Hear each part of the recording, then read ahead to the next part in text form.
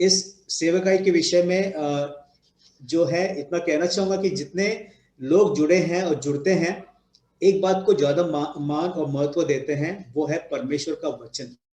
कुछ भी हो जाए, कितने भी कहानी सुनने को मिले, कितने भी ऐसी बातें सुनने को मिले, लेकिन यहाँ जितने लोग हैं वे परमेश्वर के वचन को जितना मान देते हैं, इसी कारण उन लोगों की उन्नति होती है। और यही हम प्रार्थना है कि कलीसिया में जितने सारे भाई और बहन हैं वे परमेश्वर के वचन को पहला प्रथम स्थान दें, उसे समझे, टिक टिक समझे। और ये हमारी कोशिश है, ये हम अपनी कोशिश इसलिए कहते हैं, हमारी तरफ से भी एक कोशिश होनी चाहिए समझने के लिए। ये प्रार्थना के द्वारा के जो भी बातें हम समझते हैं वो एक मनुष्यों का समझ नहीं, क्योंकि मनुष्य जो है ना वो अपनी समझ का सहारा लेकर वो अपने कार्य करता है, लेकिन हमें हर वचन में जो समझ परमेश्वर ने उस वचन में दिया है, जब लेखक उस वचन को लिख रहे थे तो जो समझ के साथ वे लोग उस वचन को लिख रहे थे, हम उसी समझ को प्राप्त करने के लिए प्रार्थना भी करते हैं, परमेश्वर से मांगते भी हैं कि हमें वो समझ दीजिए। क्योंकि जब परमेश्वर के वचन का वो ठीक ठीक समझ हमें मिलता है तो जाहिर है कि शैतान उसे चुरा नहीं सकता।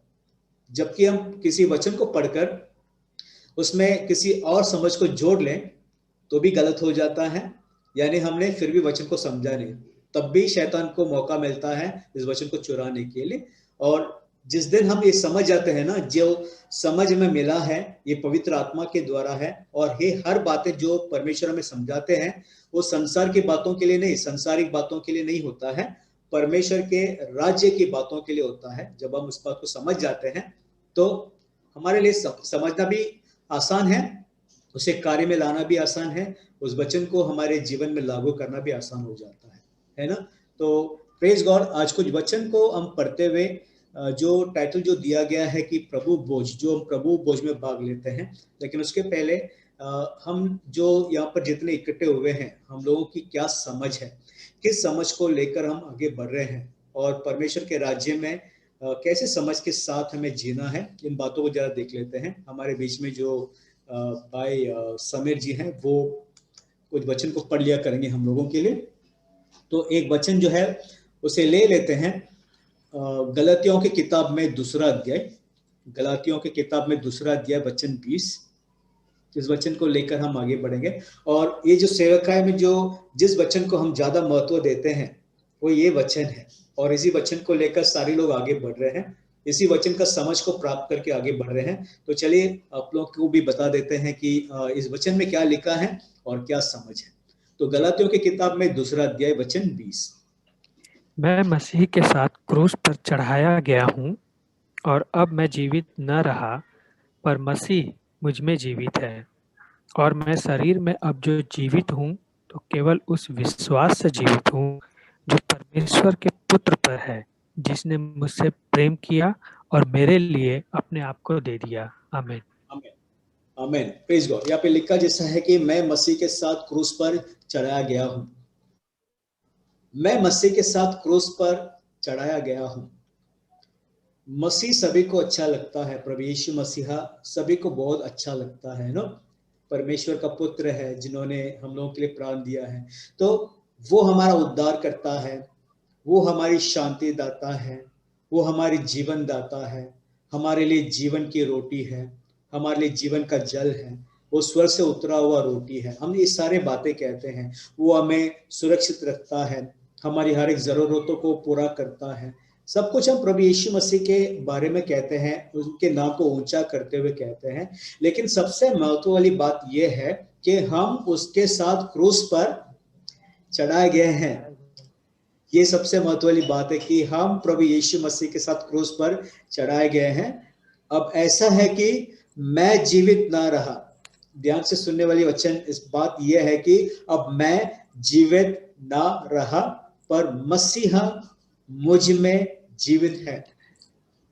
कई सारे लोगों का जो समझ ऐसा है कि मैं मसीह के साथ क्रूस पर चढ़ाया गया हूं, अब मैं भी जीवित हूं और मसीह भी जीवित है, इसीलिए मैं अपनी इच्छा के अनुसार अपना जीवन बिताऊंगा, और इसीलिए जो जैसा भी मैं जीता हूं उसमें मुझे प्रभु यीशु की सहायता की और मदद की और आशीष की जरूरत पड़ती है, उसके अनुग्रह की जरूरत पड़ती है। इसलिए मैं जैसा चाल चलूंगा, मैं जैसे जीऊंगा, मेरी इच्छाओं को जैसे मैं पूरा करूंगा, मेरी मनोरथों को जैसा मैं पूरा करूंगा, इस बातों में प्रभु मेरी सहायता करें। लोगों की ऐसे एक प्रार्थना होती है, लेकिन हम कहते हैं कि मैं जीवित ना रहा, यानी आप और मैं जब मसीह के साथ क्रूस पर चढ़ाए गए हैं, ना मैं जीवित हूं ना आप जीवित हैं, यानी हम उसके साथ मर गए हैं। और लिखा है पर मसीह मुझ में जीवित है। अब जो मुझ में जीवित है वो मसीहा जीवित है, और अगर मसीहा मुझ में जीवित है तो मेरे जीवन में जो प्रथम जो काम है, जो पहला काम मुझे जो करना है वो ये है प्रिय भाई बहनों, के मसीहा को प्रकट करूं, मसीहा को प्रथम स्थान दूं, मसीहा की इच्छा को पूरा करूं, मसीहा के राज्य की बातों को पूरा करूं। यानी अब से लेकर मेरी खुद की इच्छा, मेरी खुद की ख्वाहिश, मेरी खुद मनोरथें हैं, ये बातें नहीं आता कि मैं क्या करूंगा, मैं क्या बनूंगा, मैं क्या कर सकता हूं, इन बातों के विषय में नहीं लिखा जा रहा है। पर ऐसा है कि मसीहा को प्रथम स्थान दिया जाए, है ना, क्योंकि आगे जो लिखा हुआ है, और मैं शरीर में अब जो जीवित हूं, इस शरीर में जो जीवित अब जो मैं हूं, तो केवल उस विश्वास से जीवित हूं जो परमेश्वर के पुत्र पर है। देखो, जो परमेश्वर के पुत्र पर जो विश्वास होता है ना, कि कौन जीवित है मुझ में आज, इस शरीर के भीतर जो निवास कर रहा है, कौन निवास कर रहा है, प्रभु यीशु मसीहा, उसकी आत्मा, उसकी पवित्र आत्मा जो निवास करता है, मसीहा मुझ में जीवित है। तो इस बात को हमेशा हमें अपने मन में उतारते हुए, याद रखते हुए, स्मरण करते हुए और मनन करते हुए हमें आगे बढ़ना आवश्यक है, ये जानकर कि अब से लेकर मैं कभी ये नहीं कह सकता कि मैं कुछ बनकर दिखाना चाहता हूं, है ना, मैं कुछ बनकर दिखाना चाहता हूं, मैं कुछ ऐसे करना चाहता हूं, क्योंकि मैं जीवित ना रहा। ये मुख्य वचन है हम लोगों के लिए कि जब से इस वचन को परमेश्वर ने हमें प्रकट किया है, उस दिन से हम अपने लिए जीना छोड़ दिए और हम अब मसीह के लिए जीना हमने शुरुआत की है, कि मसीह को प्रकट करना हमारे लिए पहला काम हो चुका है। एक और वचन लीजिए ब्रदर, जो कोलोसे की किताब में है, कोलोसे की किताब में पहला अध्याय, उसमें वचन 18 जो लिखा है, और वही देह अर्थात कलीसिया का सिर है, वही आदि है, और मरे हुओं में से जी उठने वालों में पहला उठा, कि सब बातों में वही प्रधान ठहरे। आमीन। आमीन, कि सब बातों में वही प्रधान ठहरे, सब बातों में वही प्रधान ठहरे। ठहरे। सब बातों में, कितने बातों में, मसीहा जो है, जो प्रधान ठहरना है ना, उसको पहला स्थान जो देना है ना, इंग्लिश में लिखा है कि द प्री एमिनेंस, यानी हर बातों में पहला स्थान देना है। तो कितने बातों में लिखा है, कितने बातों में, सब बातों में। अगर सब बातों में मसीहा को ही प्रकट करना है तो हम कहाँ आगे बसते हैं, हमारे लिए कौन सा स्थान है, हम उसमें क्या करें, बीच में आकर हम क्या करें कि हम अपने बड़ाई करें, हम अपने आप को ऊंचा करें। इसीलिए परमेश्वर का वचन भी कहता है, जो अपने आप को नम्र करता है, अपने को नम्र बनाता है, परमेश्वर उसे ऊंचा करता है। यानी परमेश्वर उसके द्वारा अपनी महिमा को, अपने सामर्थ को प्रकट कर सकता है। लेकिन जो व्यक्ति अपने आप में अभी तक जीवित है, खुद को जीवित रखता है, खुद के विषय में ही सोचता रहता है, खुद की बड़ाई के विषय में, खुद की भलाई के विषय में, और हमेशा ये सोचता है कि मेरा क्या होगा, मेरे साथ क्या होगा, मेरा आगे का क्या होने वाला है, जो केवल अपने विषय में ही सोचता रहता है, वो कभी परमेश्वर को या उसकी महिमा को प्रकट नहीं कर सकता। यानी वो सब बातों में मसीहा को प्रथम स्थान नहीं दे रहा है। लेकिन हमें सीखना है, और जो हम सीख भी रहे हैं, कि हमें सब बातों में मसीहा को प्रथम स्थान देना है और उसे प्रधान ठहराना है ना, that he must have the preeminence. Praise God, hallelujah। तो जो हम जिस विषय को लेकर हम कुछ हफ्तों से सीख रहे हैं, प्रभु बोझ जो है उसके विषय में, कि कई सारे लोगों के मन में कई सारे दुविधापन है, कुछ कंफ्यूजन है, कुछ ऐसे बातें हैं, क्योंकि हम सारे जो मसीह भाई बहन जो कलीसिया में आए हुए हैं ना, हमने कोई शिक्षण जो है डायरेक्ट परमेश्वर से हमने प्राप्त करके आए, ऐसा नहीं है। लेकिन कई सारे जो लोग हैं जो परमेश्वर के दास जो हैं और परमेश्वर के जो शिक्षक हैं, वे उनके शिक्षण के द्वारा हमने कई सारे ज्ञान प्राप्त किए हैं, है ना। तो यहाँ से कोई कुछ क्या कहा होगा, वहां से किसी ने कुछ सिखाया होगा, वहां से किसी और की कुछ शिक्षण हुई होगी। तो हमने सारे बातों का शिक्षण जो है, सभी बातों का ज्ञान हमने जो है बटोर लिए और उस ज्ञान को कार्य में लाए। केवल उतना ही किए, लेकिन समझ के साथ क्या हम करते हैं, जो भी करते हैं क्या वो सही समझ के साथ करते हैं, ये देखना आवश्यक है। नहीं तो क्या होगा, सबके ज्ञान के अनुसार हम चलते रहेंगे कि ये पास्टर ने ये कहा, वो ब्रदर ने ये कहा, ये सिस्टर ने ये कहा, है ना, वो प्रभु का दास ने कहा, तो यही बातों को लेकर हम एक एक कार्य करते रहेंगे। वो ज्ञान हो जाता है, ज्ञान को कार्य में लाते हैं। लेकिन परमेश्वर के वचन में जो समझ है, जो गहराई से जो समझ है, उस समझ को लेकर हमें कार्य में लाना आवश्यक है। क्योंकि टिक टिक समझेंगे तो टिक टिक कार्य में ला सकते हैं, और टिक टिक कार्य में लाने के कारण आप आशीषित हो सकते हैं।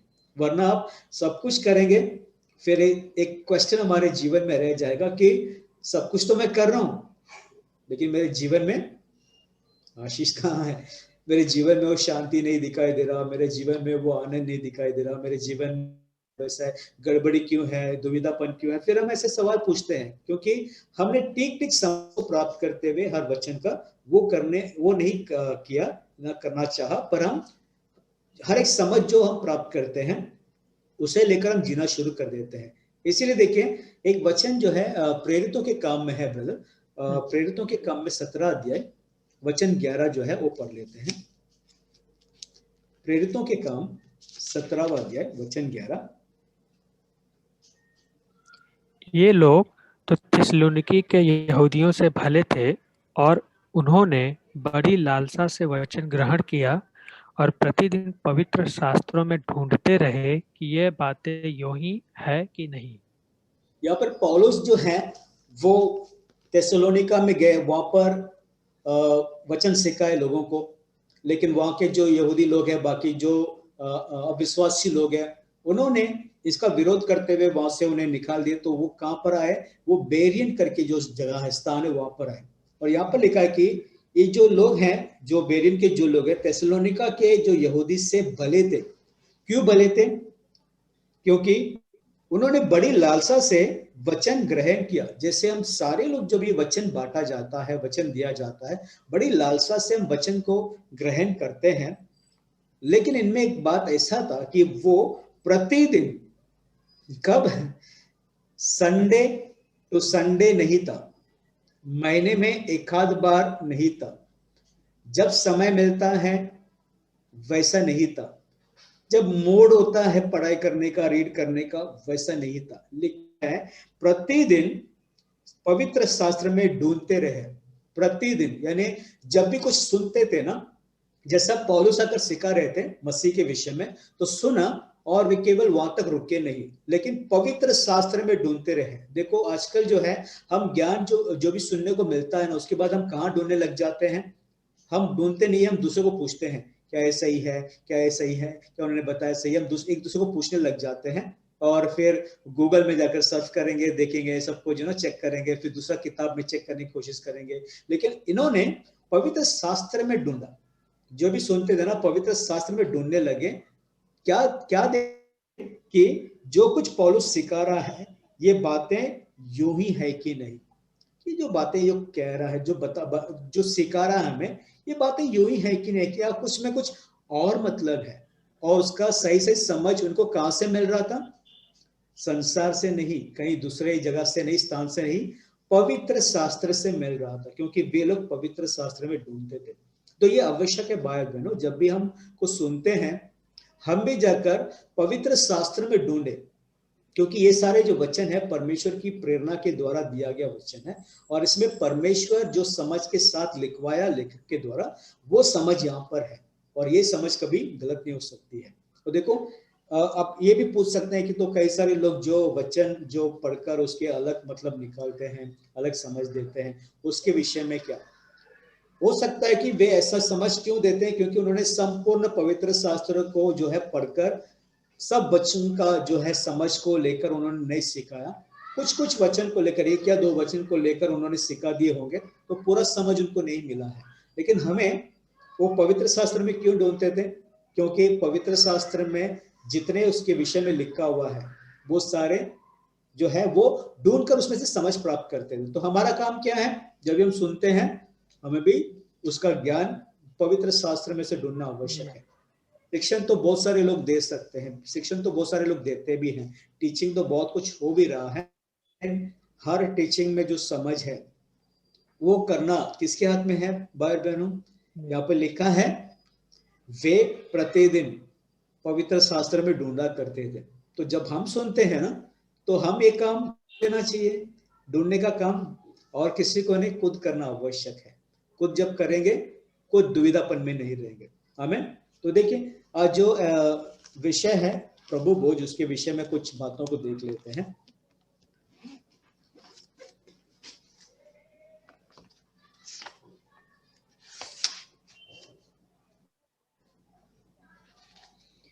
एक वचन पढ़ेंगे ब्रदर जो पहला कोरिन्थियों की किताब में है, 11 अध्याय। पहला कोरिन्थियों की किताब में 11 अध्याय वचन 17 से शुरू करते हैं। परंतु आज्ञा यह देते हुए मैं तुम्हें नहीं सराहता, इसीलिए कि तुम्हारे इकट्ठे होने से भलाई नहीं परंतु हानि होती है। क्योंकि पहले तो मैं यह सुनता हूँ कि जब तुम कलीसिया में इकट्ठे होते हो तो तुम में फूट होती है, और मैं कुछ कुछ प्रतीति भी करता हूँ, क्योंकि विधर्म भी तुम में अवश्य होंगे, इसलिए कि जो लोग तुम में खरे निकले हैं वे प्रकट हो जाए।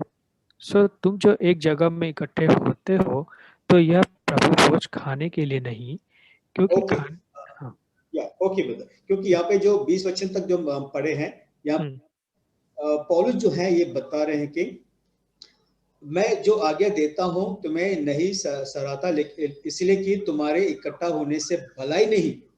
देखो हम सारे लोग जब इकट्ठा होते हैं प्रभु रविवार के दिन हो या कभी और कभी सभा जब भी होती है, जब हम इकट्ठा होते हैं, सभी इकट्ठा क्यों होते हैं कि हम वहां पर आके परमेश्वर की महिमा करें, स्तुति आराधना करें, फिर परमेश्वर के वचन सुने। लेकिन एक मुख्य स्थान जो है प्रभु भोज के लिए भी दिया जाता है। कई सारे लोग जो है रविवार को लेते हैं, कई सारे लोग जो है महीने में एक बार या 3 महीने एक बार इससे लेते हैं। लेकिन जो है प्रभु भोज को जो महत्व जो देने के लिए यहाँ पर उसके विषय में जो पौलुस बता रहे वो ये बता रहे कि यहाँ पर कई सारे फूट हो रही है, यानी विभाग यानी डिवीजन जो है ना, ऐसे कई सारी बातें हो रही है। और यहाँ पे वो 18 वचन में यूं लिखता है कि क्योंकि पहले तो मैं ये सुनता हूं कि जब तुम कलीसिया में इकट्ठे होते हो तो तुम में फूट होती है, और मैं इस पर कुछ कुछ विश्वास भी करता हूं।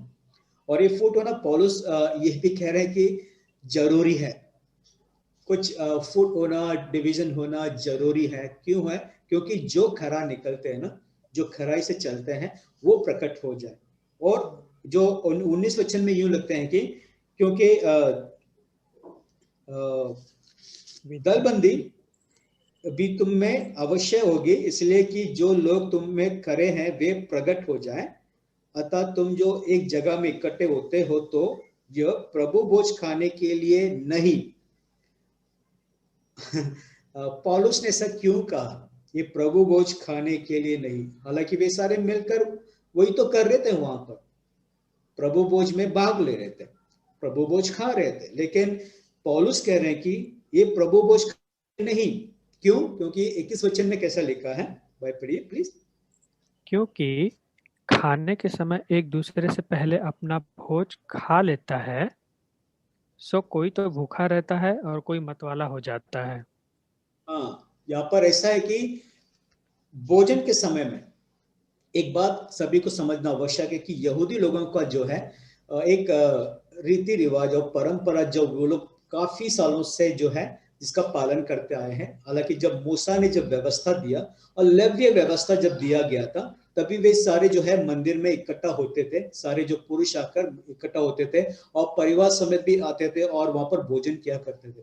तो भोजन मिलकर खाना जो है वो यहूदी का एक जो है हिस्सा रह चुका है उनका जीवन का। और इसी भोजन के दौरान जो है आप देखेंगे कि प्रभु यीशु जो है वो भोजन कर रहे थे, है ना। भोजन करते समय उन्होंने रोटी ली और भोजन करते समय उन्होंने प्याला लिया। यानी ये कोई ऐसा फंक्शन नहीं था, इवेंट नहीं था कि हम जब भी किसी जब भी सभा में मिलते हैं तभी जाकर इसे अलग से ऐसे काम करना है, वैसे नहीं था। जब ये भोजन कर रहे थे, भोजन के दौरान जो है वे इस बात को कर रहे थे, वो प्रभु भोज में भाग ले रहे थे। और यहाँ पर भी भोजन के विषय में लिखा है कि भोजन सभी लोग खा रहे थे, लेकिन कैसे खा रहे थे? किसी को कुछ मिले या ना मिले, कुछ खाने को मिले या पीने को मिले ना मिले, हम क्या करेंगे? हम अपने आप को तृप्त करेंगे। यानी पहला तो वे अपने बारे में सोच रहे थे। देखो, हम गलातियों की किताब में जो वचन पढ़े ना कि अब मैं जीवित ना रहा, जो व्यक्ति समझ को लेकर कि मैं जीवित ना रहा, वो अपने बारे में नहीं, हमेशा दूसरों के विषय में सोचा करता है, दूसरों की भलाई के विषय में सोचा करता है। तो यहाँ पर प्रभु भोज उचित रीति से कब लिया, कब ले सकते हैं या कब उन्होंने लिया होगा? जबकि वे अपने बारे में नहीं, दूसरों के बारे में ख्याल करते हुए, सोचते हुए, दूसरों की भलाई के बारे में सोचते हुए जब भी उन्होंने कुछ किए होंगे, वहां पर उचित रीति हो जाती है ना। तो यहाँ पर देखिए जो वचन आगे जो है, भाई प्लीज पढ़िए, 23 वचन से पढ़िए। क्योंकि यह बात मुझे प्रभु से पहुंची और मैंने तुम्हें भी पहुंचा दी कि प्रभु यीशु ने जिस रात वह पकड़वाया गया रोटी ली और धन्यवाद करके उसे तोड़ी और कहा, यह मेरी देह है जो तुम्हारे लिए है, मेरे स्मरण के लिए यही किया करो। इसी रीति से उसने बियारी के पीछे कटोरा भी लिया और कहा, यह कटोरा मेरे लहू में नहीं वाचा है, जब कभी पियो तो मेरे स्मरण के लिए यही किया करो। ओके भाई, क्योंकि तो यहाँ हाँ, क्या तक यहाँ पर प्रभु यीशु कह रहे, तुम इस रोटी में भाग लेते हो और जब इस प्याले में तुम भाग लेते हो, दोनों दफा प्रभु ने ये कहा कि मेरे स्मरण के लिए ये किया करो। मेरे स्मरण के लिए यही किया करो। ओके, प्रभु क्यों चाहते हैं कि हम उनको स्मरण करें? किस बात का स्मरण करें?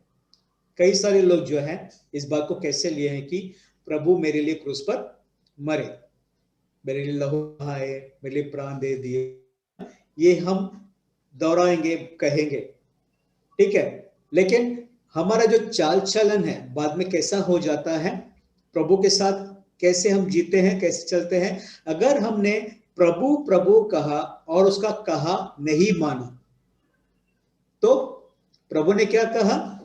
तो मुझे हे प्रभु तो कहते हो, लेकिन मेरी कहा नहीं मानते हो। तो प्रभु क्या चाहते हैं कि हम केवल हे प्रभु ना कहें, पर उसके कही हुई हर बातों के अनुसार हम जिए भी। क्योंकि कई दफा क्या होता है, हमने स्मरण किया प्रभु यीशु हमारे लिए मरे, क्रूस पर मरे, हमारे पापों के लिए वो मारे गए, लेकिन हमारा जीवन का चाल चलन जो है ना, वो अगर संसार के समान ही रह गया, तो एक बार भी हमने प्रभु का देह में जो भाग लेते हैं ना, वो एक अनुचित रीति से हो जाता है। यानी हमने क्या किया, हम जो है स्मरण कर रहे हैं कि प्रभु हमारे लिए मरे और बस कह दिए, और हम अपनी चाल चलन दोबारा वैसे चल रहे हैं जैसे संसार के समान है। लेकिन प्रभु हमें स्मरण क्यों दिलाना चाहते हैं? देखो, कुछ समय पहले यही मैं बता रहा था इस सारे लोगों के, जब हम कुछ स्मरण करना चाहते हैं ना, कुछ याद करना चाहते हैं, तो कुछ तस्वीर जो हम देते हैं, हमारी जो तस्वीर हम देते हैं ना याद के लिए, तो हम अपनी कैसे तस्वीर देते हैं जिसमें हम एकदम टिप टॉप लगे ना, एकदम खूबसूरत लगे, एकदम अच्छा लगे। ऐसे हम एक कोई तस्वीर या फोटो हम देते ताकि लोग उसे देखकर याद करें। अपने कहीं जो भारत देश में भी कहीं जो पुतला बनाया जाता है, जो आइडल्स बनाए जाते हैं ना, वे कैसे बनाते हैं? एकदम दिखने में बहुत ही अच्छा लगता है, वैसे बनाते हैं ताकि लोग उसको देखकर कुछ स्मरण करें। और अगर आप किसी स्थान पर भी गए हैं तो वहां पर जो जैसे कोई हिल स्टेशन हो, कोई गार्डन हो, वहां पर जो खूबसूरत जो नजारा है उसकी तस्वीर देखकर आपको कुछ अच्छा याद आता है ना। देखिए, यहाँ पर परमेश्वर का पुत्र प्रभु यीशु जब वो रोटी दिए तो उन्होंने तोड़ कर दिए, और रोटी ऐसे ही नहीं दिए, तोड़ कर दिए। कहने का मतलब है कि मैं मेरा शरीर, मेरा देह को तोड़ रहा हूं, वो टूटेगा, वो कुचल दिया जाएगा, ताड़नाएं पड़ेगी, सब कुछ पड़ेगी। क्यों? अगर इस बात का स्मरण अगर हमने ठीक से नहीं किया तो हो सकता है कि हमने केवल इतना कहा कि प्रभु मेरे लिए मरा बस, और फिर हम अपने जीवन जो है ऐसे जो है संसार के समान जीते रहेंगे। लेकिन प्रभु ने अपना देह तोड़कर कहा कि अब मेरे स्मरण के लिए किया करो, यही किया करो। देखो उसका जो टूटा हुआ देह है, उसका जो जो कुचला हुआ जो देह है, उसे स्मरण करने के विषय में क्यों कहा गया, इसे समझने के लिए यशायाह की किताब में जाएंगे। यशायाह का किताब में 53वां अध्याय, यशायाह की किताब में 53वां अध्याय, उसमें 4 और 5 वचन जो है उसे पढ़ते हैं। Isaiah chapter 53 verse 4 and 5।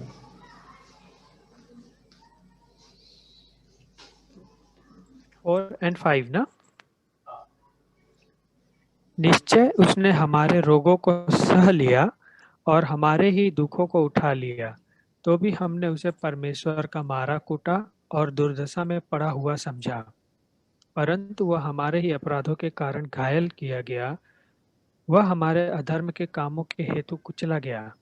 हमारी ही शांति के लिए उस पर ताड़ना पड़ी कि उसके कोड़े खाने से हम चंगे हो जाएं।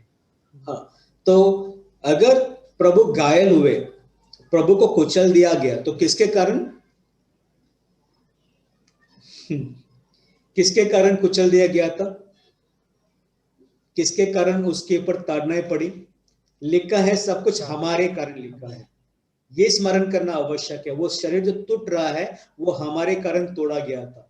वो जो शरीर तोड़कर जो प्रभु ने दिए, वो तोड़ने के पीछे कारण क्या है? प्रभु नहीं, हम हैं। हमारे कारण, हमारे पापों के कारण, हमारे अधर्म के कामों के कारण, हम जो दुष्टता के समान जो जी रहे थे, उसके कारण प्रभु के ऊपर ताड़नाएं पड़ी। हमारी शांति की ताड़ना प्रभु के ऊपर पड़ी। यानी प्रभु का जो देह जो टूट रहा था, जो तोड़ा जा रहा था, वो हमारे कारण है और किसी कारण नहीं। यानी ये स्मरण करना आवश्यक है कि अगर वो मेरे कारण उसके ऊपर ताड़नाएं पड़ी, उसको कुचल दिया गया, उसको घायल किया गया है, तो मेरा आज का जीवन जो मैं स्मरण कर रहा हूं ना, किस लिए स्मरण कर रहा हूं? आज का मेरा जीवन कैसा होना आवश्यक है? क्या मेरा जीवन प्रभु के महिमा के योग्य है, प्रभु के ग्रहण योग्य है, या फिर मैं अपनी मर्जी के अनुसार, अपनी इच्छा के अनुसार जीवन जी रहा हूं? ये मुझे स्मरण करना आवश्यक है कि जब भी मैं उसे स्मरण करता हूं, जब भी उस रोटी में या जब उस प्याले से मैं भाग लेता हूं, पीता हूं, वो दाखरस जब मैं पीता हूं, ये स्मरण करना है कि मुझे मेरा चाल चलन अब जो है पुराने समान नहीं होना चाहिए, क्योंकि मेरे पुराने चाल चलन मेरे पापों के और अधर्म के कामों के कारण प्रभु जो है वो मार गए, वो घायल हुए, वो कुचल दिया गया था। इसलिए अब से लेकर मैं वैसा नहीं जी सकता। मेरा जीवन अलग होना आवश्यक है, एक नयापन होना चाहिए, ये स्मरण करना आवश्यक है। वरना हम केवल इतना स्मरण करेंगे कि प्रभु मेरे लिए घायल हुए थे, मरे थे, और हम अपनी हिसाब से जी सकते हैं। लेकिन वो जो शरीर उनका टूटा गया था, कुचल दिया गया था, वो मेरे कारण था। और इसको जानकर जब हम स्मरण करते हैं ना, उस रोटी में भाग लेते हैं ना, तो हमें ये जांचना कि मेरा चाल चलन अब कैसा है, संसार के समान है या प्रभु के योग्य, ग्रहण योग्य है, उसकी महिमा के योग्य है। अगर नहीं है तो हमें जो है जांचना है, और प्रभु से जो है इस बात को कहते हुए माफी तो मांगना है। लेकिन जैसा पौलुस ने प्रभु से बातें कही कि एक जो है, एक ऐसी हड्डी, कबाब में हड्डी कहते हैं ना, वैसा उससे भी कुछ जो है शैतान की ओर से आया हुआ एक जो दास है, उसे वो जो है एक स्वर्गदूत से सता रहा था। तो प्रभु ने कहा, मेरा अनुग्रह तुम्हारे लिए काफी है। प्रभु ने उसके जीवन से उस शैतान की बात को हटाया नहीं, प्रभु ने उससे अनुग्रह दिया कि उसका सामना कर सके। वैसे देखिए, हमारे जीवन में भी कई सारे ऐसे बातें हैं जिसका हम सामना करते हैं, और कभी कभी हमें लगता है कि हम गिर रहे हैं, हम हार मानकर बैठ जाते हैं। लेकिन ऐसा नहीं करना है, प्रभु से अनुग्रह मांगना कि प्रभु हमें अनुग्रह दे, इसके हम उससे बाहर निकल जाएं। ये स्मरण करते हुए हमें जीना आवश्यक है। तो देखिए, पहला तो इसमें भाग लेते हुए हम स्मरण करते हैं, ये आवश्यक है ना कि हम स्मरण करें। फर्स्ट इज स्मरण करना है। ठीक है, क्या स्मरण करना है?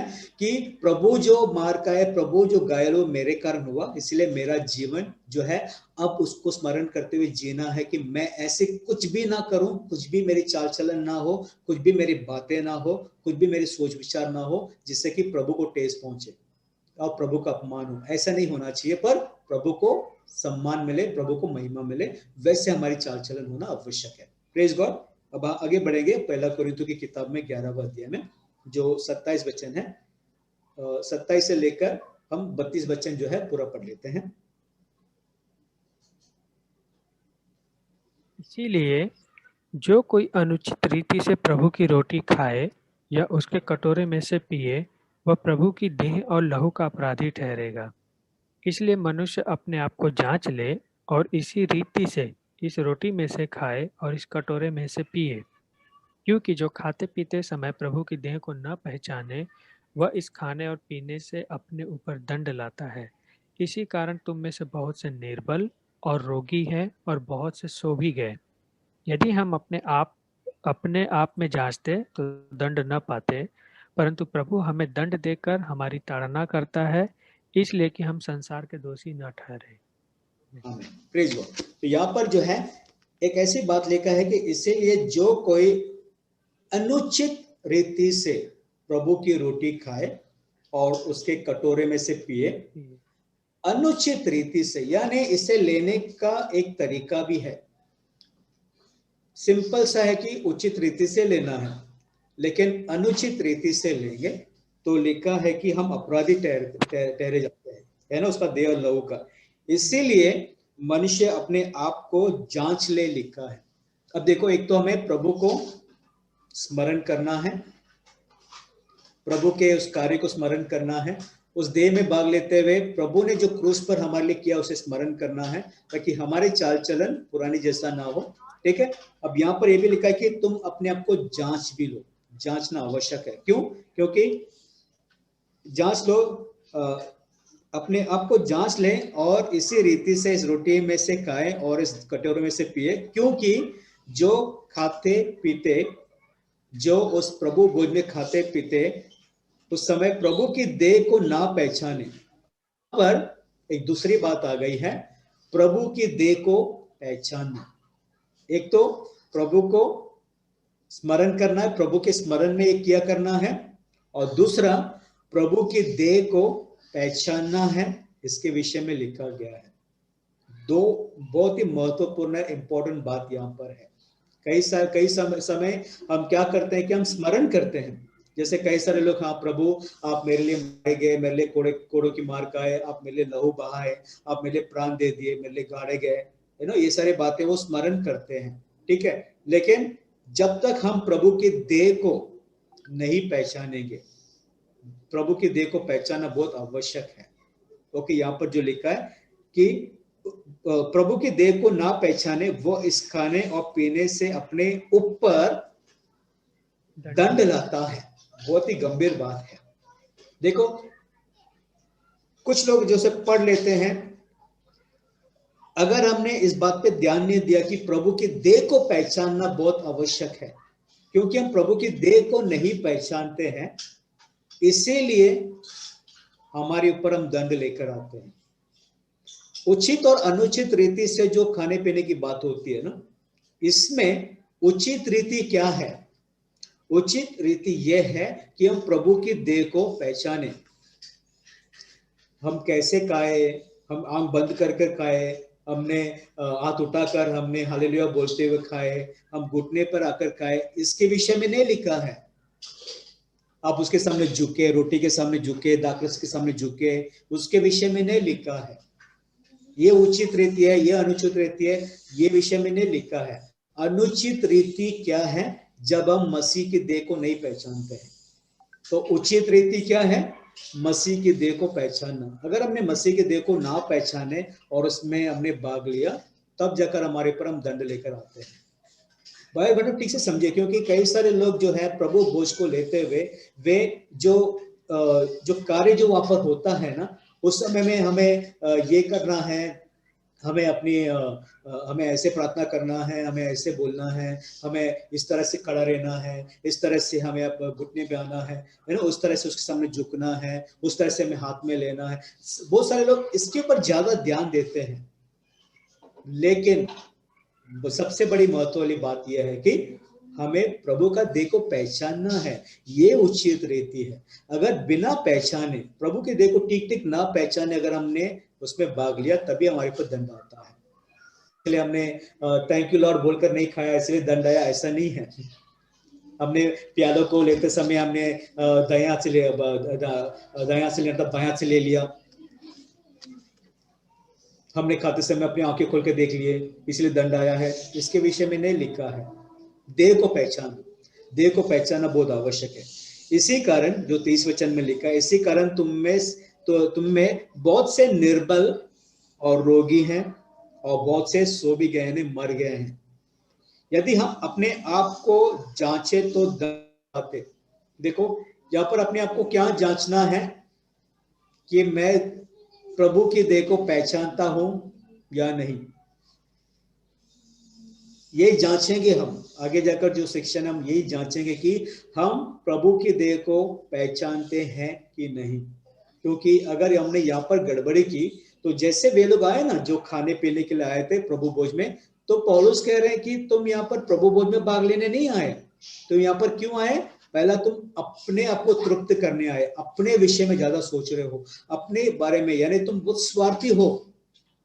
और जो व्यक्ति स्वार्थी है ना, सच में उस व्यक्ति को परमेश्वर की कोई जरूरत नहीं, क्योंकि वो स्वार्थी है। उसको मालूम है कि अपने आप को कैसे तृप्त करना है, अपने को कैसे खुद खुश रखना है, खुद जानता है, स्वार्थी है, उसको परमेश्वर की क्या जरूरत है। और इस परमेश्वर की देह यानी कलीसिया में जब आता है ना, वो एक दूसरे के ख्याल नहीं करता, एक दूसरे के बारे में सोचता नहीं है, एक दूसरे से जो प्रेम रखना चाहिए, भाईचारा का जो प्रेम होना चाहिए वो नहीं रख पाता, और लोगों को जो सम्मान देना है वो नहीं दे पाता, लोगों के साथ मिलकर जो काम करना होता है वो नहीं कर पाता। और वो व्यक्ति हमेशा एक दूसरे के ऊपर उंगली उठाना, दोष लगाना, न्याय करना, ऐसे काम करता रहेगा, क्रोधित होगा, द्वेष में आके काम करता रहेगा, लेकिन कभी एक दूसरे के साथ मेल मिलाप नहीं कर पाएगा, क्योंकि वो व्यक्ति है ना स्वार्थी है। लेकिन यहाँ पर पौलुस जो है ऐसे कह रहा है कि तुम स्वार्थी ना बनो।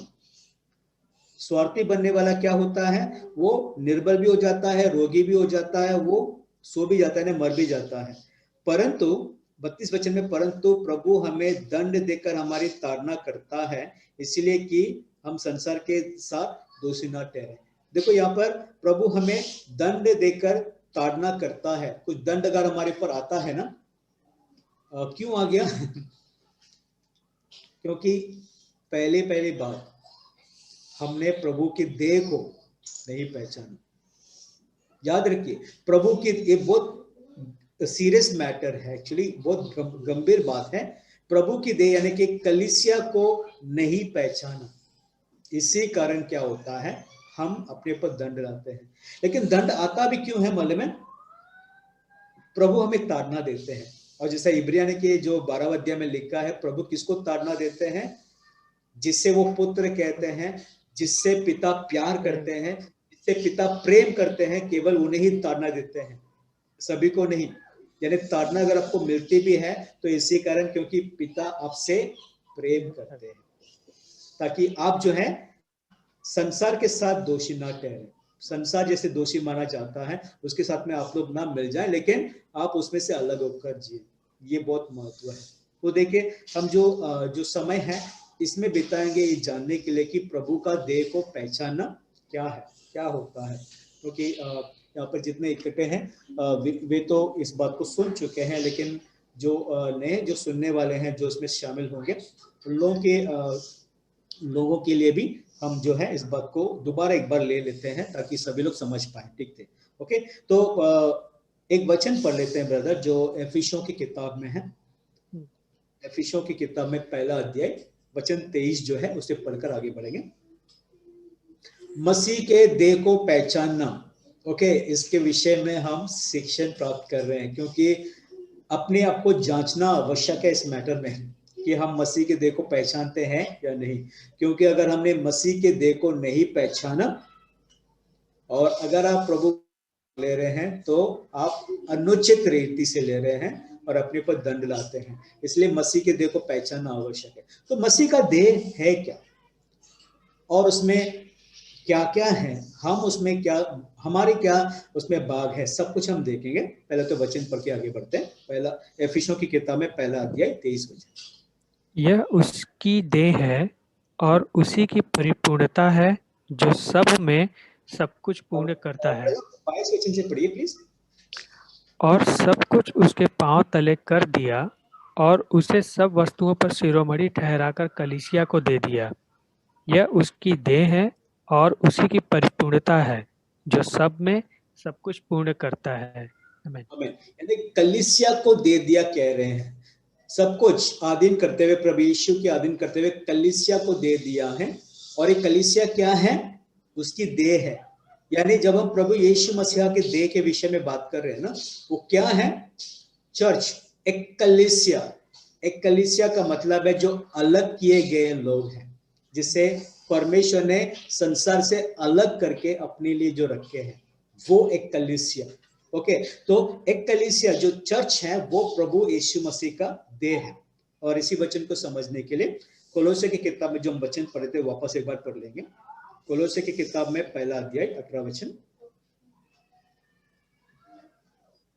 और वही देह अर्थात कलीसिया का सिर है, वही आदि है और मरे हुओं में से जी उठने वालों में पहलौठा कि सब बातों में वही प्रधान ठहरे। वही जो है क्या है? वो वही देह है अर्थात कलीसिया, यानी जो प्रभु यीशु मसीह के देह के विषय में लिखा जा रहा है वो क्या है? कलीसिया है। हम सब चर्च जाते हैं, राइट? हम सब कलीसिया में जाते हैं ना, सभा में जाते हैं ना, ये जानना आवश्यक है। हम एक छोटी सी सभा या झुंड में मिलते हैं ना, ओके। प्रभु यीशु मसीह का देह है ना, पूरे विश्व भर में, पूरे धरती में फैला हुआ है। कोई भी देश हो, कोई भी राज्य हो, कोई भी क्षेत्र हो, कोई भी रीजन हो, सब जगह पे जो प्रभु यीशु पे विश्वास करते हैं वो प्रभु यीशु मसीह के देह के अंग हैं। यानी प्रभु यीशु का देह है ना पूरे धरती में फैला हुआ है, क्योंकि हम उसके अलग अलग अंग हैं। तो चर्च जब हम कहते हैं ना, केवल हम अपनी झुंड को ही नहीं देखना है, हाँ हम ही चर्च हैं, ऐसा नहीं है। चर्च यानी कलीसिया यानी प्रभु यीशु का देह जो पूरे धरती में फैला हुआ है, और हम उसके छोटे छोटे हिस्से और अंग हैं। ठीक है, अब इसे समझेंगे कि प्रभु यीशु का जो देह है ना, उसे कैसे हमें पहचानना है, उसके लिए कुछ वचन पढ़ लेते हैं। पहला कोरिन्थियों की किताब में जाएंगे। पहला कोरिन्थियों की किताब में 10वां अध्याय 17 वचन। 1 Corinthians chapter 10 verse 17।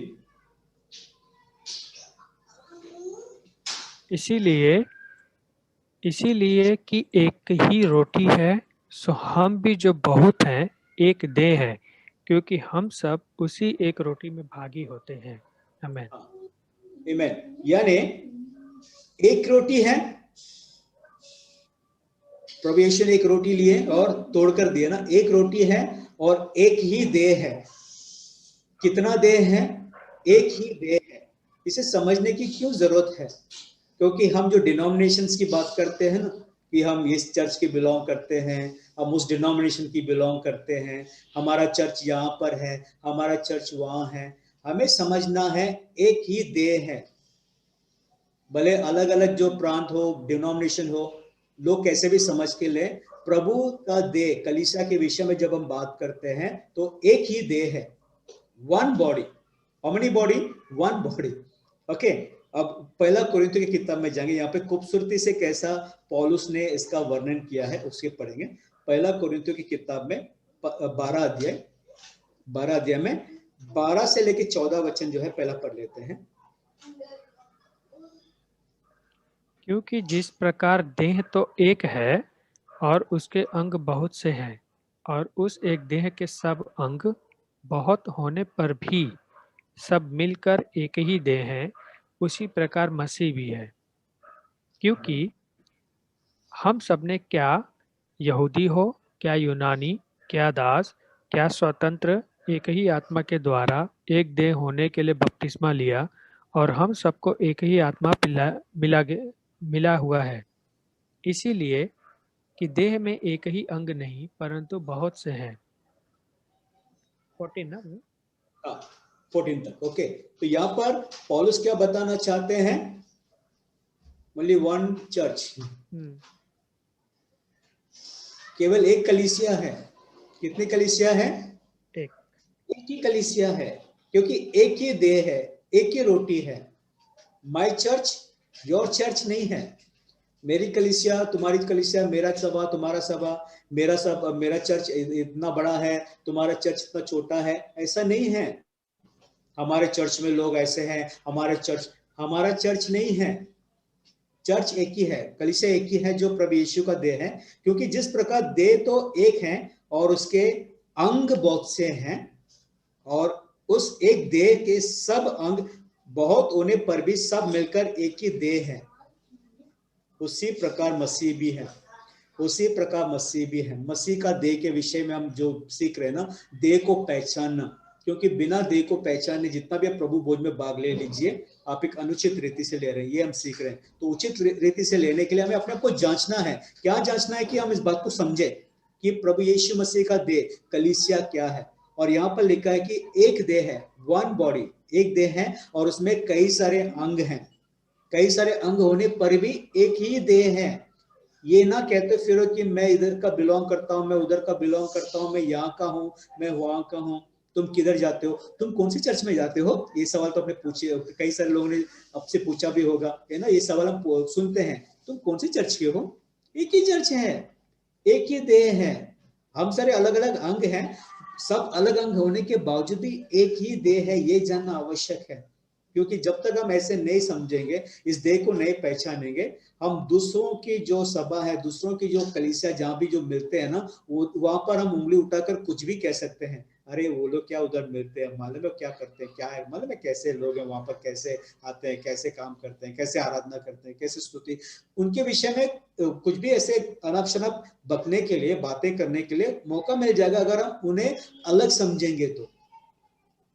यहाँ पर समझना क्या है कि अलग नहीं है, एक देह है। सब अलग अलग अंग हैं, लेकिन एक देह है। और क्योंकि हम सब ने, क्या यहूदी वो, क्या यूनानी, क्या दास हो, क्या स्वतंत्र, एक ही आत्मा के द्वारा एक देह होने के लिए बपतिस्मा लिए, और हम सबको एक ही आत्मा पिलाया गया। ये बात क्यों हमें समझना है? हम किधर के हैं? हम न्यू लाइफ फेलोशिप के हैं, हम पेंटिकॉस्ट के हैं, हम यहाँ के हैं, हम प्रेस्बिटेरियन के हैं, हम लूथरन के हैं, हम मेथोडिस्ट के हैं, हम यहाँ करते हैं, हम वो करते हैं, हम ऐसे वैसे जो बातें करते हैं ना, समझना है कि जब तक हम देह को इस तरह ना पहचाने कि अलग अलग अंग हो पर देह एक है। क्या यूनानी, क्या यहूदी, अलग अलग नहीं, सब मिलकर एक देह है, क्योंकि देह है। और देखो, एक सवाल है सभी से कि आपका जो देह है ना, इस देह के अंदर कितनी आत्मा है? कितनी आत्मा होना चाहिए? बहुत ही डिफिकल्ट क्वेश्चन। कितनी आत्मा होना चाहिए? आपके देह के अंदर कितनी आत्मा है? अगर बहुत हो तो गड़बड़ वाली बात है, गड़बड़ी वाली बात है ना। आपके अंदर एक ही आत्मा है जो आप खुद हो, जिसका नाम है, जो आपका जो नाम यहाँ पे जो लिखा भी जा रहा है, की आत्मा है इस देह के अंदर। उसी तरह प्रभु यीशु मसीह का जो देह है, वो एक ही में कैसा है कि एक ही आत्मा पिलाया गया ने, पवित्र आत्मा उस देह में निवास करता है, सभी अंगों में काम करता है, इसलिए सब मिलकर एक देह बनते हैं। और उसमें एक आत्मा है जो पवित्र आत्मा है, अलग अलग नहीं है, ये समझना आवश्यक है। ओके, तो एक देह है, उसे हम जानना है कि उसके हम सारे भिन्न भिन्न अंग है। और 14 वचन में कैसा लिखा है कि इसलिए कि देह में एक ही अंग नहीं परंतु बहुत से हैं। ये जानना आवश्यक है कि देह में एक अंग नहीं, बहुत से अंग है। कौन कौन है उसमें? आप हैं, आप हैं, आप हैं, आप जो है, आप जो है, जितने सारे जो देख रहे हैं, सभी से कहा जा रहा है कि आप सब जो है प्रभु यीशु मसीह के देह के अंग हैं, अलग नहीं है। माय चर्च, माय फेलोशिप अब से नहीं कहना चाहिए, माय मिनिस्ट्री, माय वर्क नहीं कहना चाहिए। सब एक ही देह के हैं, सब अलग अलग अंग हैं, लेकिन एक ही देह के हैं, एक ही कलीसिया है। ओके, अब देखिए, अभी जो 15 से लेकर जो आगे वचन है, हम 15 से लेकर वचन पढ़ेंगे 27 तक। कुछ लंबा आपको लगे फिर भी सुन लीजिए, क्योंकि बहुत ही ऐसी एक देह को लेकर पौलुस ने कितना खूबसूरती से समझाया, कैसे जांचना है, कैसे पहचानना है, कैसे समझना है, इस बात को यहाँ पर उन्होंने वर्णन किया है। देखो 11वां अध्याय में उन्होंने अगर देह को पहचानने के विषय में लिखा है ना, तो वहां पर उन्होंने अंत नहीं किया, कहकर उसने अंत नहीं किया। 12वां अध्याय में उसको कैसे पहचानना है, कैसे समझना है, सब कुछ वहां पे वर्णन किया है, उसे भी देखना आवश्यक है। तो 15 से लेके जो 27 जो है ब्रदर, उसे हम पढ़ लेते हैं। ओके। यदि पाँव कहे कि मैं हाथ नहीं, इसलिए देह का नहीं, तो क्या वह इस कारण देह का नहीं? और यदि कान कहे कि मैं आँख नहीं, इसलिए देह का नहीं, तो क्या वह इस कारण देह का नहीं? यदि सारी देह आँख की होती, तो सुनना कहाँ से होता? यदि सारी देह कान की होती, तो सूंघना कहाँ से होता? परंतु सचमुच परमेश्वर ने अंगों को अपनी इच्छा के अनुसार करके देह में रखा है। यदि वे सब एक ही अंग होते, तो देह कहाँ होती? परंतु अब अंग तो बहुत से हैं, परंतु देह एक ही है। आँख हाथ से नहीं कह सकती कि मुझे तेरा प्रयोजन नहीं, और न सिर पाँव से कह सकता है कि मुझे तुम्हारा प्रयोजन नहीं। परंतु देह के वे अंग जो औरों से निर्बल देख पड़ते हैं, बहुत ही आवश्यक है। और देह के जिन अंगों को हम आदर के योग्य नहीं समझते हैं, उन्हीं को हम अधिक आदर देते हैं, और हमारे शोभाहीन अंग और भी बहुत शोभायमान हो जाते हैं। फिर भी हमारे शोभायमान अंगों को इसका प्रयोजन नहीं, परंतु परमेश्वर ने देह को ऐसा बना दिया है कि जिस अंग को घटी थी, उसी को और भी बहुत आदर हो, ताकि देह में फूट न पड़े, परंतु अंग एक दूसरे की बराबर चिंता करें। इसलिए यदि एक अंग दुख पाता है, तो सब अंग उसके साथ दुख पाते हैं, और यदि एक अंग की बढ़ाई होती है, तो उसके साथ सब अंग आनंद मनाते हैं। इसी प्रकार तुम सब मिलकर मसीह की देह हो, और अलग-अलग उसके अंग हो। आमीन। आमेन, प्रेज गॉड। तो देखिए, एक देह है, उसमें आंख है, उसमें कान है, नाक है, मुंह है, हाथ है, पैर है, अलग अलग अंग हैं, अलग अलग अंग हैं, लेकिन देह कितना है? एक ही तो देह है ना? तो वैसे ही अगर हाथ ये कहे कि मैं पांव ये कहे कि मैं हाथ नहीं हूं, पैर कह दे कि मैं हाथ नहीं हूं इसलिए मैं देह का अंग नहीं हूं, ऐसा हो सकता है? उसको भी रहना आवश्यक है, हाथ का भी रहना आवश्यक है। पूरा शरीर अगर सिर्फ केवल पांव है, पैर है, तो हाथों से जो काम होना चाहिए वो कौन करेगा? पैर तो नहीं कर सकता।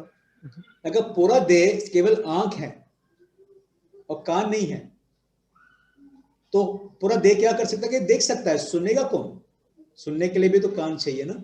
उसी प्रकार से सब जो है ना, अलग अलग अंग है। इसका ये भी कहने का मतलब है कि सबका एक जैसा फंक्शन नहीं है, सबका एक जैसा काम नहीं है, सबका अलग अलग काम है।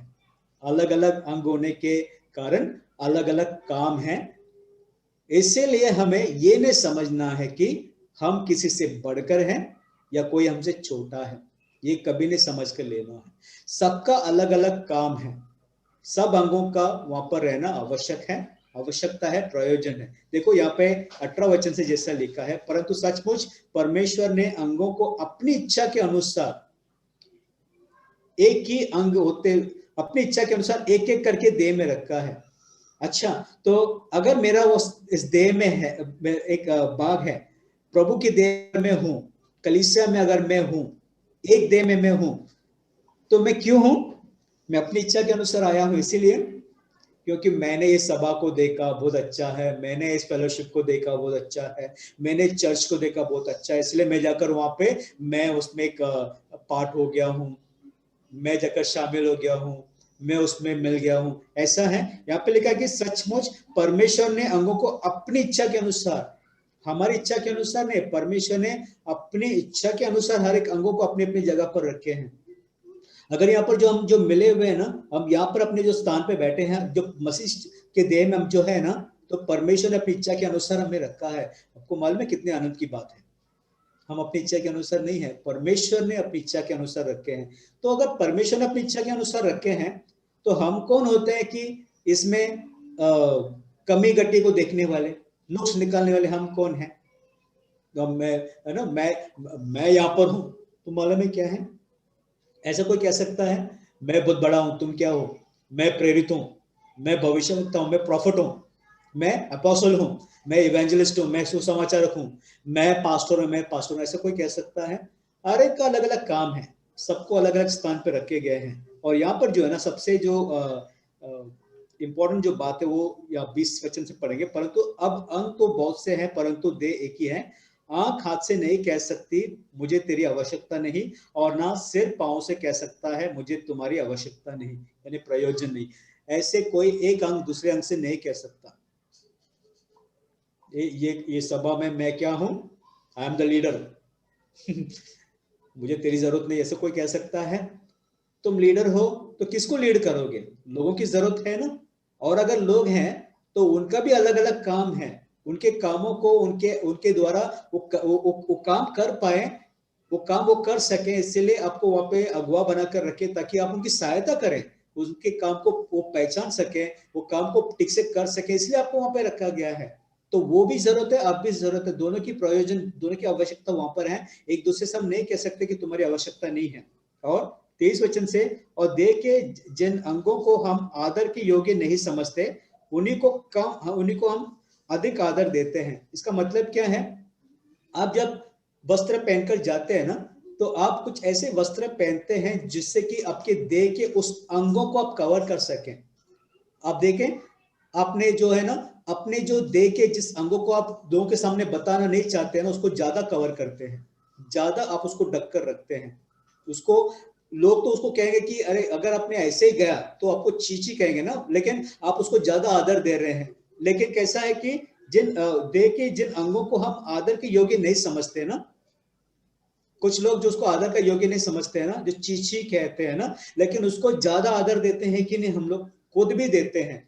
तो उसी प्रकार से मसीह के देह में भी कई सारे ऐसे अंग हैं जिसको लोग देखकर कहेंगे कि ये आदर के योग्य नहीं, आदर के पात्र नहीं है, लेकिन उसको ज्यादा आदर दिया जाता है।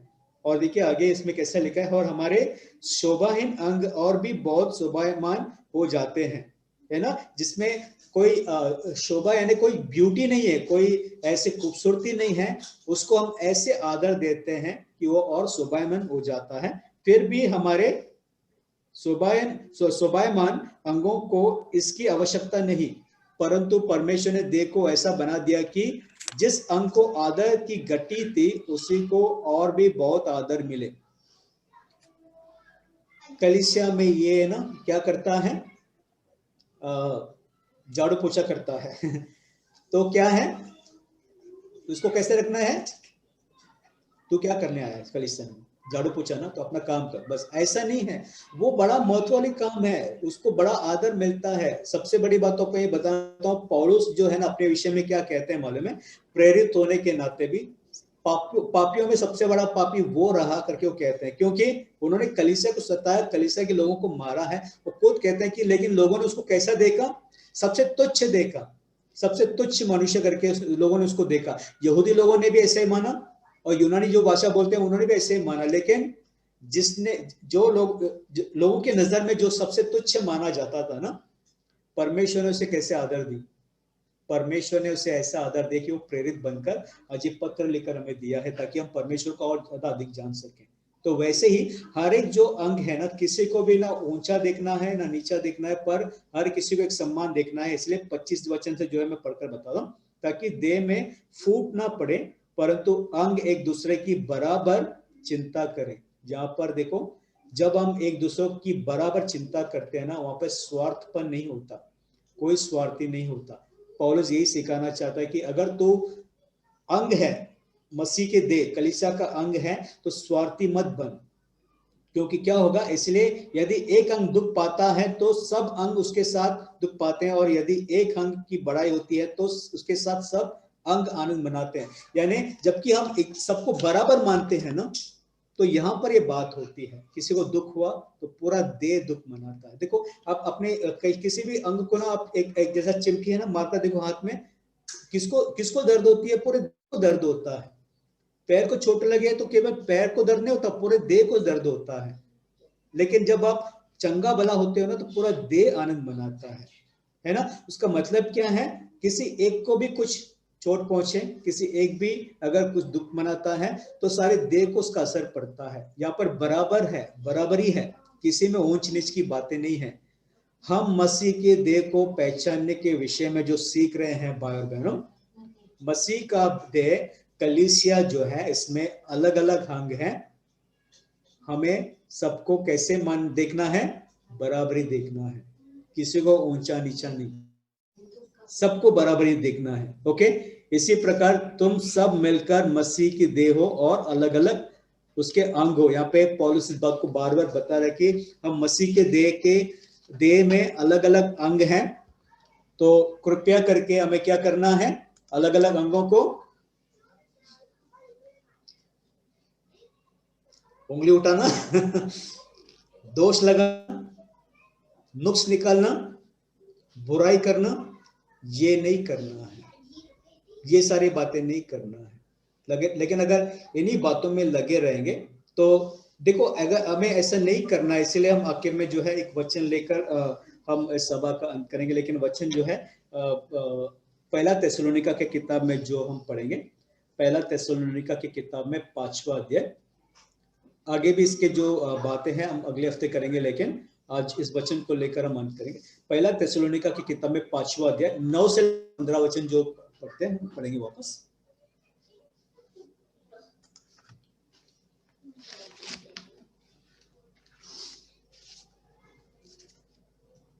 पहला थिस्सलुनीका की किताब में 5वां अध्याय 9 से लेकर 15। आज ओके, आपका अनम्यूट हो गया है। डन। 9 से 15 ना? जी। क्योंकि परमेश्वर ने हमें क्रोध के लिए नहीं परंतु इसलिए ठहराया कि हम अपने प्रभु यीशु मसीह के द्वारा उद्धार प्राप्त करें। वह हमारे लिए इस कारण मरा कि हम चाहे जागते हों चाहे सोते हों सब मिलकर उसी के साथ जिए। इस कारण एक दूसरे को शांति दो और एक दूसरे की उन्नति के कारण बनो, निदान तुम ऐसा करते भी हो। और हे भाइयों, हम तुमसे विनती करते हैं कि जो तुम में परिश्रम करते हैं और प्रभु में तुम्हारे अगुए हैं और तुम्हें शिक्षा देते हैं, उन्हें मानो और उनके काम के कारण प्रेम के साथ उनको बहुत ही आदर योग्य समझो। आपस में मेल मिलाप से रहो। और हे भाइयों, हम तुम्हें समझाते हैं कि जो ठीक चाल नहीं चलते उनको समझाओ, कायरों को ढांढस दो, निर्बलों को संभालो, सबकी ओर सहनशीलता दिखाओ। सावधान, कोई किसी से बुराई के बदले बुराई न करे, पर सदा भलाई करने पर तत्पर रहो। आपस में और सबसे भी भलाई ही की चेष्टा करो। आमीन। प्रेज गॉड, आमीन। तो यहाँ पर पौलुस बता रहे हैं कि क्या करना है। सब अलग अलग अंग हैं, है ना? तो अलग अलग अंग होने के नाते क्या करना है? बहुत सारे अंग है ना, तो कितना मौका मिलता है उंगली उठाकर नुक्स निकालना, उनकी कमियां ढूंढना, उनके विषय में ताड़ना देना या फिर दोष लगाना, न्याय करना, है ना? कितना मौका मिलता है ना। लेकिन यहीं पर पौलुस बता रहे हैं कि हमें सबको प्रभु ने चुना है। किस लिए? कि हम सोए या मरे या हम जिए या मरे, हम सब जो है मिलकर प्रभु यीशु के साथ ही जिए। जो 10वां वचन में लिखा है कि हम सब प्रभु यीशु में एक होकर जीते रहे और इस कारण एक दूसरे को शांति दो और एक दूसरे की उन्नति का कारण बनो, जैसे कि तुम करते भी हो। पौलुस भी कहते हैं और भी कहते हैं कि देखो, हमें एक दूसरे का निंदा नहीं करना है, ना नुक्स निकालना, ना न्याय करना है, ना दोष लगाना है, पर क्या करना है? शांति देना है और एक दूसरे का उन्नति का कारण बनना है। और सबसे जो महत्वपूर्ण जो वचन है, सारे तो है लेकिन 14 वचन में ऐसा लिखा है कि हे भाइयों, हम तुम्हें समझाते हैं कि जो ठीक चाल नहीं चलते हैं उनकी बुराई करो। समझाओ। अच्छा, ऐसा लिखा है ओके। जो ठीक चाल नहीं चलते हैं उन्हें दोष लगाओ, उन्हें मारो, थप्पड़ मारो, उन्हें बहुत बुरा भला कह दो, उनके साथ में बुराई करो, ऐसा कुछ लिखा है। जो ठीक चाल नहीं चलते उनको समझाओ, कायरों को ढाढ़स दो, निर्बलों को संभालो, सबकी ओर। कितने लोगों की ओर? सबकी। ये इंपॉर्टेंट है ना। अगर देह को पहचानते हैं, मसीह का देह को पहचानते हैं, और अगर हमने ये ठान लिया कि अब से मैं जीवित ना रहा, मसीह मुझ में जीवित है, मैं स्वार्थी नहीं हूं, मैं एक दूसरे के साथ जैसा जीता हूं बराबरी मानकर जीता हूं, तो मुझे क्या करना है, सबकी ओर सहनशीलता दिखाना आवश्यक है। क्योंकि जो व्यक्ति सहनशीलता नहीं दिखा पाता है, जो अपने आपे में नहीं रहता, जो अपना जो धीरज खो बैठता है, वो व्यक्ति जो है हमेशा गड़बड़ी पैदा करता है, खुद के जीवन में भी और दूसरों के जीवन में भी। जैसे कोरिन्थ की चर्च में, कोरिन्थ की जो कलीसिया वहां पर हो रही थी, इसलिए पौलुस उनको लिखकर बता रहे कि तुम्हें उचित रीति से इस देह में और जो दाखरस से जो प्रभु भोज में भाग लेना है। कैसे? पहले अपने आप को जांचो, ये जानो कि तुम मसीह के देह को पहचानते हो कि नहीं। अगर मसीह के देह को नहीं पहचानते हो तो मसीह के देह को पहचानो कि वो एक ही देह है, और एक ही देह में बहुत सारे अंग हैं, सारे अंगों का वहां पर रहना आवश्यक है। और सारे अंगों में कुछ ऐसे जो निरादर पाते हैं वैसे भी अंग हैं, लेकिन उन्हें भी आदर देना है, सबसे ज्यादा अधिक आदर उनको भी देना है, सम्मान देना है।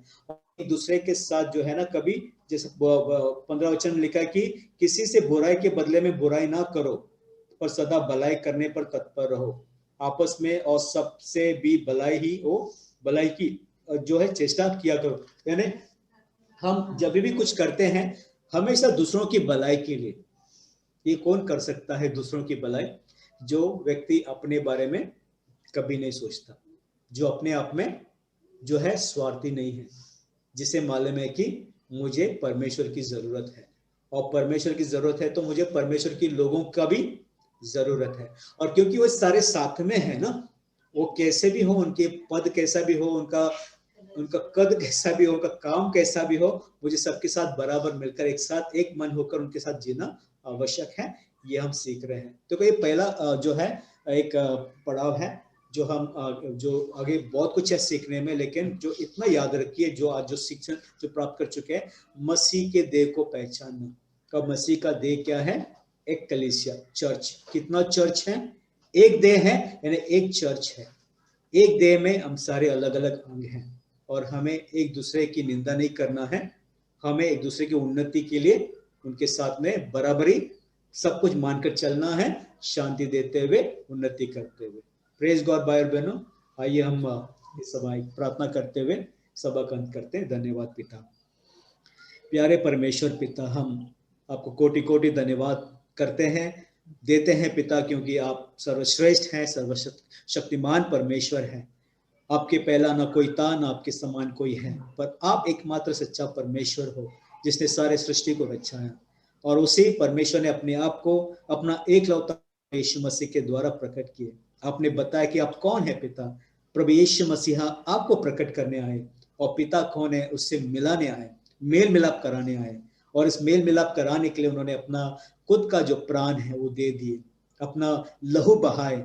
और हम सारे लोगों को जो शैतान के अधीन में, अंधकार के राज्य में थे, अपना लहू बहाकर, अपने लहू के द्वारा में खरीद लिया उन्होंने, ना सोना ना चांदी से, पर प्रभु यीशु ने अपने लहू के द्वारा खरीदा है, ताकि हम सारे जो है उस प्रभु यीशु मसीहा में एक होकर रहें, एक देह बनकर। क्योंकि प्रभु यीशु का जो देह है, जो कलीसिया है, वो उसमें हमें प्रभु ने, परमेश्वर ने अपनी इच्छा के अनुसार हमें बिठाया है उसमें। धन्यवाद पिता परमेश्वर, आपने हम सारे लोगों को इस योग्य समझा, माना है कि आपने आदि से ही हमें चुनकर, ठहरा कर अपने प्रिय पुत्र यीशु मसीह में हमें एक किए हैं। और हम इस बात को जानते पिता कि कलीसिया एक है, देह एक है, और हम सारे अलग अलग अंग हैं। इसलिए हमें इस देह को पहचानना आवश्यक है, और इसे पहचानने में हम आपकी सहायता, आपकी मदद मांगते हैं पिता, ताकि हमारी समझ सही सही हो, जिसके द्वारा हम एक दूसरे अंग को पहचान सके, जान सके, और उनके साथ कैसे हमें रहना है, एक दूसरे की उन्नति के लिए हमें क्या करना है, इन बातों को हम सीख सकें पिता परमेश्वर, ताकि हम किसी के साथ ऐसे कोई व्यवहार या काम ना करें जिससे कि किसी का नुकसान हो पिता, पर हर बातों में उनकी उन्नति हो, उनकी बढ़ोतरी हो पिता। ऐसे हमारी सहायता करने के लिए मांगते हैं पिता, ताकि हमारी चाल चलन आपको पाए, आपको प्रसन्न करें पिता, और हम हर बातों में फलवंत होकर आपकी महिमा करें पिता। धन्यवाद, आज जुड़े हुए हर एक भाई बहनों को आपने आशीषित किया है, इस सभा में आपकी उपस्थिति रही है, इसलिए हम धन्यवाद करते हैं, और हमें समझ देने के लिए हम धन्यवाद करते हैं पिता, आपके वचन के अनुसार। और इस समझ को पिता हमारे हृदय में हम मांगते हैं कि वो जड़ पकड़े और गहराई से उतरे पिता, ताकि कोई उसे छीन ना पाए पिता। और हम इस वचन को लेकर हम जीते हुए केवल सुनने वाले नहीं, पर उसके अनुसार जीते हुए आपकी महिमा करते रहे पिता। धन्यवाद पिता, सारा आदर सम्मान हम आपको देते हैं पिता, इस प्रार्थना को करते हुए आपका एकलौता पुत्र यीशु मसीह के सुंदर और प्यारे नाम से पिता, आमीन।